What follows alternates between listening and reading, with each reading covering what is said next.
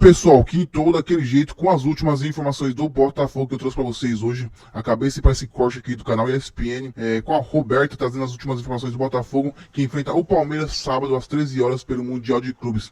Vamos aqui acompanhar esse vídeo com o Eugênio também, analisando as possibilidades do Botafogo, como que poderia encaixar esse time para enfrentar o Palmeiras. Mas antes, deixe o like e agora, pessoal, vamos acompanhar o vídeo. Palmeiras treina hoje em 2 períodos lá em Greensboro. Amanhã treina na parte da manhã e aí depois viaja, porque no sábado tem esse confronto com o Botafogo. E quem traz as notícias do Botafogo é o André Linares. Tudo bem, Linares?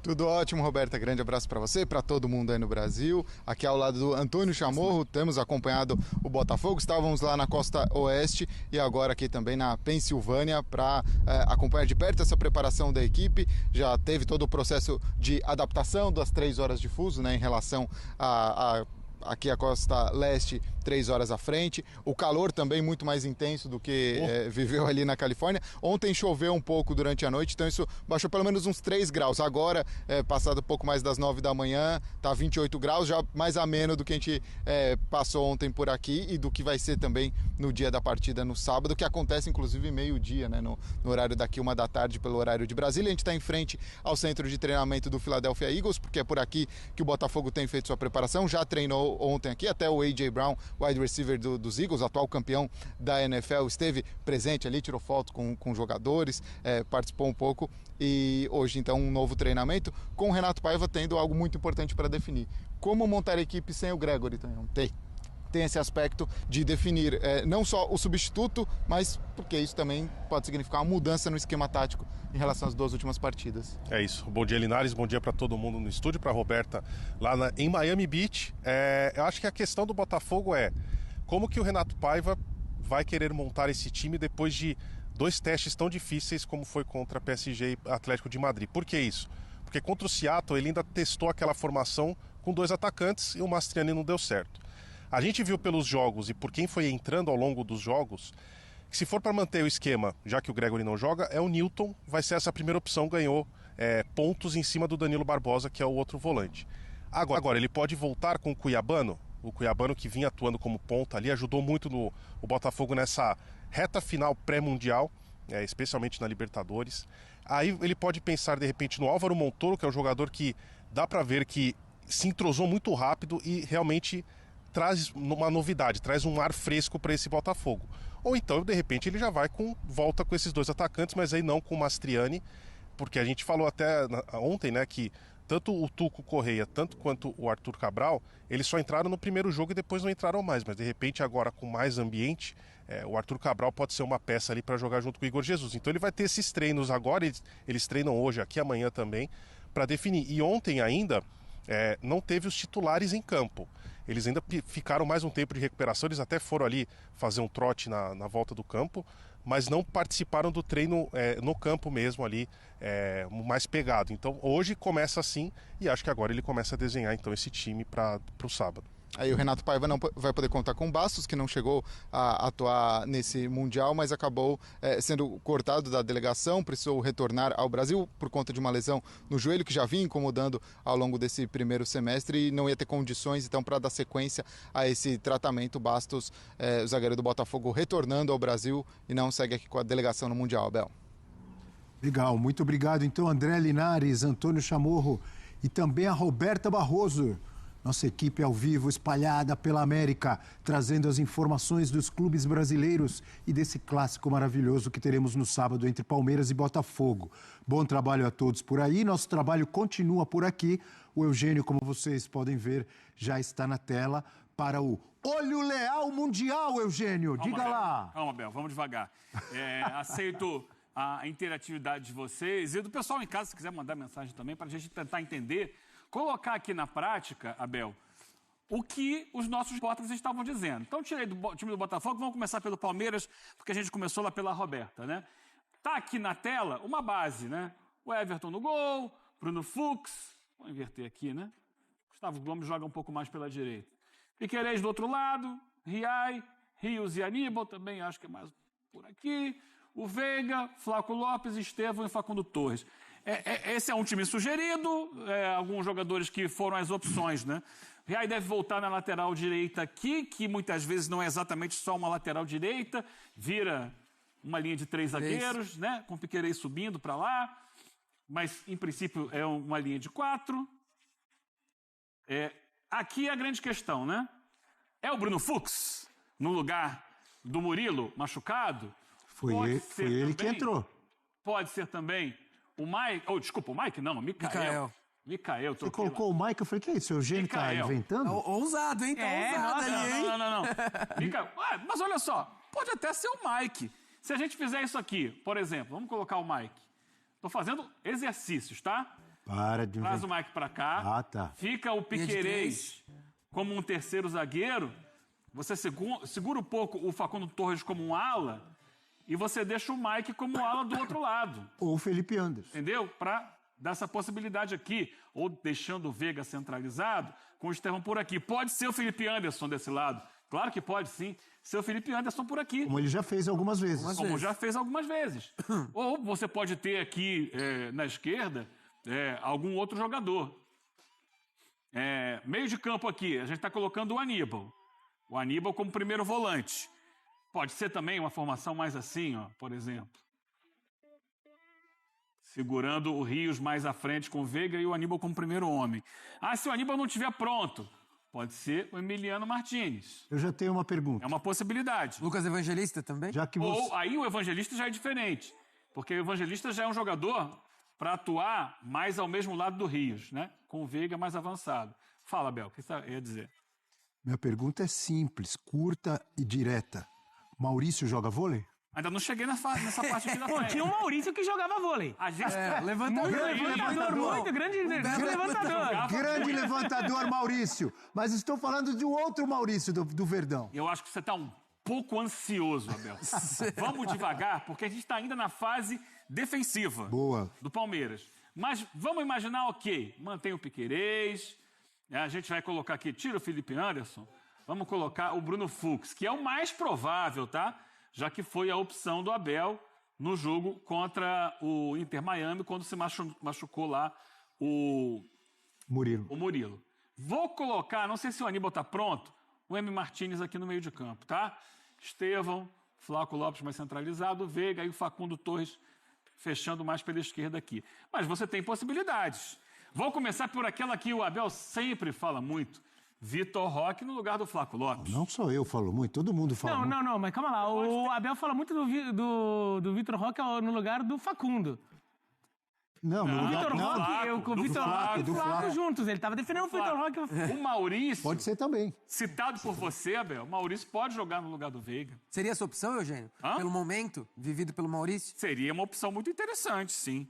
Eu não estou na cabeça do Abel, mas eu gosto de ver o Maurício em Eu campo. também. Traga a sua Eu opinião. gosto de ver o Maurício em O campo. momento é mais dele. Agora também você acho. falou nessa possibilidade de ter os dois. Faz o seguinte, coloca Flávio Lopes e Vitor Roque, algo que aconteceu no final do jogo, né? Você pode colocar o Maurício mais pela esquerda, como já jogou, Opa. Gostei. entendeu? São várias possibilidades. É um esquema mais aberto, O Estevão circulando mais por aqui. A gente já viu o Estevão jogar na esquerda, em alguns momentos, com o Maurício pela direita, nos primeiros jogos do Mundial. Então você tem várias possibilidades de montar esse time do Palmeiras. Vai pra cá, Estevão. Você joga mais pela direita, chegando pro meio. Professor Abel não pode te reclamar de falta de peças nesse momento. Pode? Olha uma peça importante que o Palmeiras tem. Vou tirar o Flávio Lopes aqui do time. O Alan Bom. pode jogar aqui, pode jogar aqui. Jogou até de lateral direito no final do jogo contra o Inter Miami. É um jogador que tem entrado muito bem no time. Então ele pode ser esse ala. Aqui também, se você quiser.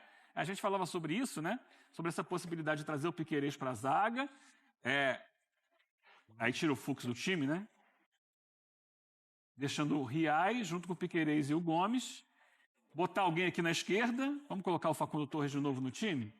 Pode ser o Paulinho, não de início, mas em algum momento do jogo. Com Colocar o certeza. Paulinho aberto aqui, com o Alan fazendo essa ala, literalmente, por esse lado. Segura o Piquerez lá, Maurício, Estevão entrando um pouco mais, Vitor Roque. São N possibilidades de montagem do time que o Abel tem na mão dele.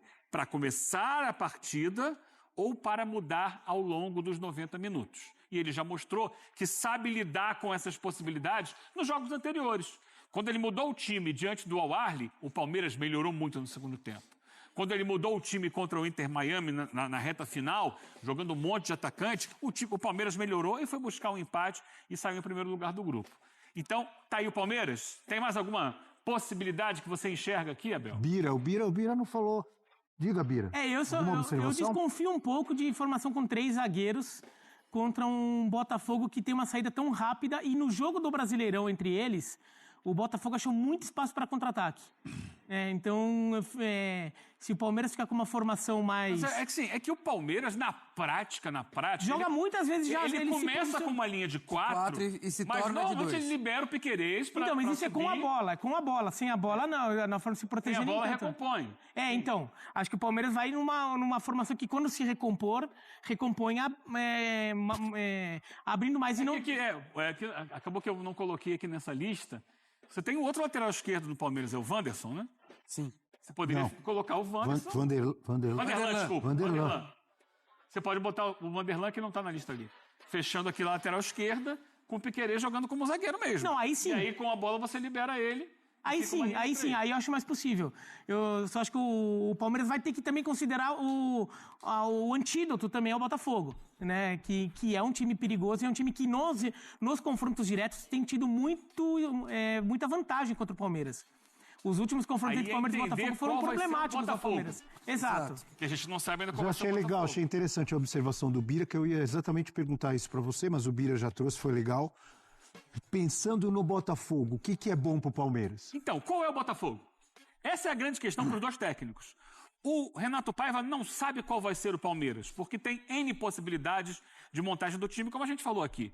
Assim como o Abel Ferreira não sabe como vai ser o Botafogo, que também tem N possibilidades. Vamos começar aqui esse Botafogo?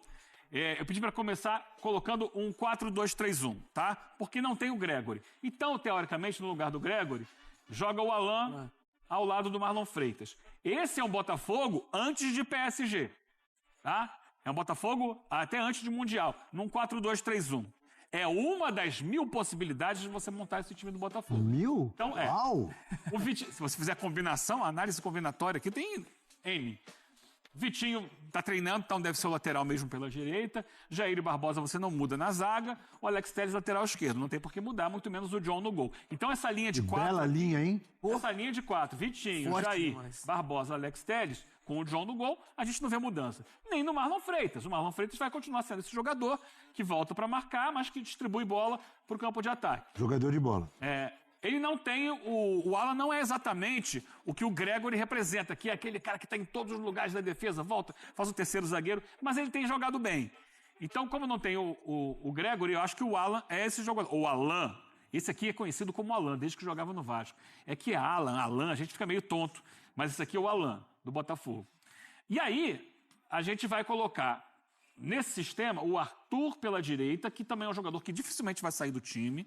Fecha esse lado aqui, faz a diagonal, vai no fundo. Aí traria o Savarino mais para o meio para jogar centralizado por trás do Igor Jesus, pisando na área muitas vezes, como ele fez ano passado. Tá jogando muito, hein? E aí você dobraria a lateral com o Cuiabano, que é um jogador de muita força e muita ofensividade, mantendo o Igor Jesus na frente. Não foi assim que o Botafogo jogou nesse Mundial. Essa é uma formação que a gente pode pensar. Mas para jogar contra o Paris Saint-Germain você tem que mudar, né? A gente pode pensar, o Botafogo vai manter os 3 volantes, que é o que ele usou nesses 2 últimos jogos, né? Um time que mais defendeu a sua área, jogou mais recuado.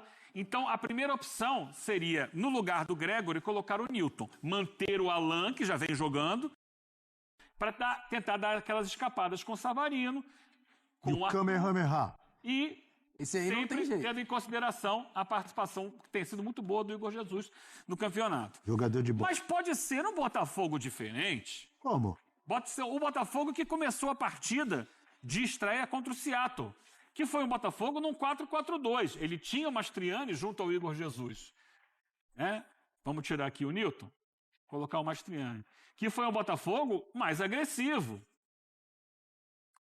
saindo mais para o jogo. Esse Botafogo, dificilmente, se for essa formação, num 4-4-2, dificilmente será o Mastriani. Aí você pode ter o Arthur Cabral, jogando ao lado do Igor Jesus, que é um jogador de mais peso, de mais rodagem internacional, jogador que acabou de chegar da Europa. Ou botar o Joaquim Correia, que é um segundo atacante que faz bem esse papel ao lado do centroavante. São algumas das possibilidades. Ou você pode trazer o Correia mais para o lado aqui, botar o Savarino mais centralizado também. Ele pode fazer esse papel aqui fechando pela esquerda. São várias possibilidades que o Botafogo tem para montar esse time pensando no Botafogo. Estou até olhando aqui. Ainda tem o Santos Rodrigues, que você até pode botar o Santos Rodrigues também por aqui. Ele tem entrado no lugar do Arthur, mas pode entrar. E tem o Montoro, né? Que é a grande novidade desse time, que tem entrado no lugar do Savarino, mas pode jogar ao lado do Savarino. Ou ele pela esquerda, ou ele pelo meio. Aí qualifica muito. Qualifica muito. Bota o Savarino pelo meio, Montoro pela esquerda. São jogadores de excelente condução de bola, excelente passe, drible curto. E os dois juntos dariam ao lado do Arthur uma capacidade técnica de melhor envolvimento da defesa adversária. É de início? Não acredito o Montoro de início no time. Mas para um segundo tempo, é um jogador que tem entrado e tem mostrado qualidade. Só que tem que entrar normalmente no lugar do Savarino. Se você coloca os dois, vai lembrar um pouco aquele Botafogo que tinha o mesmo Savarino com outro jogador que veio do mesmo lugar do Montoro, que é o Almada. Então, são N possibilidades também de montar esse time do Botafogo. Eu acho que a defesa não muda, mas do meio campo para frente também você tem várias possibilidades, várias alternativas. E isso confunde a cabeça do Abel e, ao mesmo tempo, as possibilidades do Abel confundem a cabeça do Renato Paiva. Olha, sensacional, Eugênio. Gostei muito do seu olho leal mundial, que nos dá a certeza, a gente já sabia, mas ainda mais com tantas possibilidades dos dois lados, de que assistir a esse Palmeiras e Botafogo será uma delícia. Ah, com certeza absoluta será uma delícia. Vai ser um jogo de bola, hein? Jogão de bola. Como eu já falei, né, Abel? É um duelo que se transformou nos últimos anos em uma rivalidade. Sim. Criou-se uma rivalidade que não existia antes e que sai do plano nacional, que foi a grande disputa em 2023, aquela virada do Palmeiras, 4-3 contra o Botafogo, que para mim foi a grande decisão daquele campeonato brasileiro. Depois foi para o aspecto da Libertadores, ano passado, oitavas de final. O Botafogo eliminou o Palmeiras. Continental e agora? E depois o Botafogo foi campeão. E agora chega no Mundial, oitavas de final. E a gente vai ter o planeta observando esse grande jogo de bola. Assim como as suas análises do olho leal, sempre na tela do F360. Começou no Campeonato Paulista, num plano regional, passou para o Brasileirão num plano nacional, foi para a Libertadores Sul-Americana num plano continental e agora tivemos o olho... E o Vanderlei, que foi convidado aí no Galvão e Amigos, e ele falou que tinha certeza que o Botafogo venceria o PSG. Olha só o que ele falou. Eu tinha certeza que o Botafogo ganharia do Paris Saint-Germain. Existe uma coisa que nós temos, que é o seguinte: o PSG não era o favorito para ganhar a Champions. Ele foi se tornando o favorito. Ele foi buscando, crescendo no emocional. Chegou na final. O emocional está top, está lá em cima, motivado. Jogou a maior partida da vida, da história do clube. Agora, quando chegou aqui, ele vem cá embaixo, esvaziou o pote. Chega na competição praticamente zerado. Você pode ver que ele dominou o Botafogo 80% do passe de bola, mas faltou a parte mental e a parte física para fazer o que tinha que fazer. Eu estou dizendo que a parte emocional vem lá embaixo na motivação. Eles chegaram na competição esvaziados, disse aí o Vanderlei Luxemburgo. Luxemburgo, né, foi direto ao ponto e trouxe uma leitura que faz muito sentido dentro da lógica do futebol. O PSG chegou para o Super Mundial emocionalmente esgotado, depois de uma campanha histórica na Champions. É aquela clássica cenário de time que atinge o ápice emocional na final da maior competição da Europa e logo em seguida precisa se reinventar mentalmente para um novo desafio. Isso, por mais que muitos torcedores e até jogadores tentam ignorar, pesa demais. O Botafogo, por outro lado, entrou com o emocional lá em cima, veio com a motivação de representar o Brasil, de enfrentar um gigante europeu, e principalmente com a cabeça limpa e o físico mais inteiro. Luxemburgo explicou bem: não adianta ter 70% ou 80% da posse de bola se você não tem intensidade, foco e energia para transformar isso em gol. Futebol é muito mais do que estatísticas de posse. É sobre controlar os momentos decisivos de jogo. E o Botafogo soube fazer isso como poucos. Outro ponto que vale destacar também é que essa vitória do Botafogo não foi só circunstancial. Foi fruto de um trabalho de meses, de uma equipe que vem amadurecendo, ganhando corpo e aprendendo a competir em alto nível. Lucha, com a experiência que tem, percebeu o peso do fator emocional antes mesmo da bola rolar. Ele sabe que o futebol é jogado tanto com os pés quanto com a cabeça. E nesse jogo, o psicológico alvinegro foi muito mais forte. Agora o desafio é manter essa pegada. O Botafogo já provou que pode encarar o PSG, mas a sequência do torneio vai exigir ainda mais equilíbrio emocional, físico e tático. Se continuar com essa postura inteligente e concentrada, pode surpreender ainda mais no Mundial, como o próprio Luxemburgo disse. O emocional é a chave. O mais interessante disso tudo é que nessa análise do Luxemburgo é que ela expõe uma hipocrisia que muita gente vinha alimentando antes desse jogo. Porque, sejamos sinceros, a maioria da imprensa e até mesmo parte da torcida brasileira já tinha entregue o resultado para o PSG antes da bola rolar. Era aquela velha história de, o time europeu é muito mais forte. Não tem como o Botafogo segurar. Vai ser um massacre. Pois é, esqueceram que o futebol é jogado e decidido em campo e não no papel.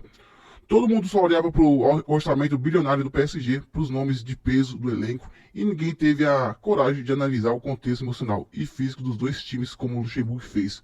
O resultado foi o choque de realidade. O Botafogo entrou com a alma em campo, enquanto o PSG parecia um time sem brilho, sem perna e principalmente sem cabeça para disputar um jogo desse tamanho logo depois de uma Champions tão desgastante. E o mais engraçado é que, depois do jogo, muita gente que duvidava começou a inventar desculpa. O PSG estava cansado, o calendário atrapalhou, foi um acidente de percurso. Não foi nada disso. Foi mérito do Botafogo. Foi um time bem preparado mentalmente, forte e que soube explorar os momentos do adversário. O Luxemburgo matou a charada. Futebol é muito mais do que nome na camisa.